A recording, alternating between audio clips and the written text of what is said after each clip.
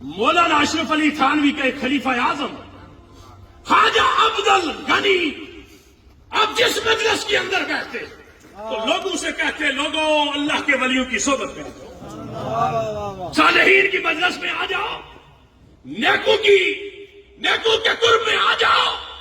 ایک دفعہ ایک بندہ اٹھ کے کہتا ہے کہ حضرت آپ پڑھے لکھے آدمی ہیں، آپ کوئی اور بات بھی بیان کر سکتے ہیں، آپ کے پاس جب آؤ ایک ہی بات کرتے ہیں، صالحین کی مجلس میں آ جاؤ، نیکوں کی مجلس میں آ جاؤ، صالحین کی صحبت میں آ جاؤ۔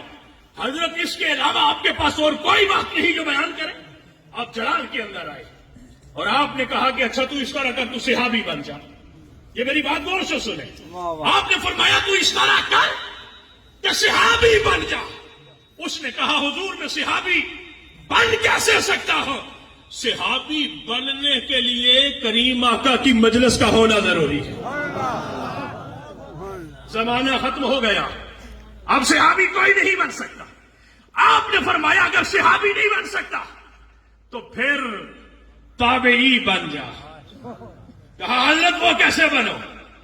اس لیے کہ تابعی بننے کے لیے کسی صحابی کی مجلس میں بیٹھنا پڑتا ہے، اور اب تو صحابی کوئی ہے نہیں۔ آپ نے فرمایا اگر تابعی بھی نہیں بن سکتا تو پھر تبع تابعی بن جا۔ کہا حضرت میں تبع تابعی بھی کیسے بن؟ اس لیے کہ کسی تابعی کی مجلس صحبت میت سنگت مجلس کے اندر آؤں گا تو اللہ مجھے تبع تابعین کا درجہ عطا فرمائے۔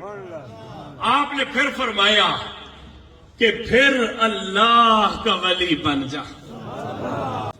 خواجہ عبدل غنی پھول پوری یہ کہتا ہے کہ اللہ کے بندے صحابی بننے کے لیے نگاہ مصطفیٰ کے اندر آنا ضروری ہے، تابعی بننے کے لیے نگاہ صحابی میں آنا ضروری ہے، تبع تابعی بننے کے لیے نگاہ تابعی میں آنا ضروری ہے، اسی طرح ولی بننے کے لیے نگاہ ولی میں آنا ضروری ہے۔ اس لیے تو کہتا ہوں کہ صالحین کی مجلس میں آ جاؤ، اس لیے کہ انہوں نے بہاری پڑھی بھی تھی، بہاری کو سمجھا بھی تھا کہ ان کی مجلس کے اندر بیٹھنے والا پھر بے فیاض نہیں رہتا،